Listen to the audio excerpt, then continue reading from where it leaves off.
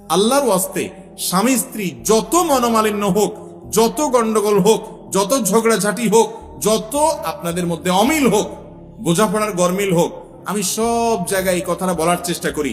যারা বিবাহ করেছেন তারাও মনোযোগ দিয়ে শুনেন, যারা বিবাহ করবেন ভবিষ্যতে এখনো করেন নাই তারাও মনোযোগ দিয়ে শুনেন। আল্লাহর ওয়াস্তে মাথা গরম করে তালাক দিবেন না। তালাক এমন একটা ডেঞ্জারাস অস্ত্র, এমন একটা ভয়াবহ অস্ত্র, ছুরি এবং চাকুর চাইতে পিস্তলের চাইতে ডেঞ্জারাস। কিরকম? আপনি একজনকে ছুরি ঢুকাই দিলেন তার বুকে, ঢুকানোর পরে লোকটা মারা গেলেন। এখন আপনি জিব্বা কামড়ায় বলছেন, ও সরি, আমি আসলে বুঝতে পারিনি। এতে কি লোকটা জীবিত হবে? ঠিক একই ভাবে আপনার স্ত্রীকে রাগের মধ্যে মাথা গরম করে আপনি তালাক দিয়ে দিলেন। অনেক লোক ফতোয়া দেয়, যারা আলেম তো না, অনেক সময় মুসলমান কিনা সন্দেহ, তারা ফতোয়া দেয় রাগের মাথায় তালাক দিলে কি হয় না?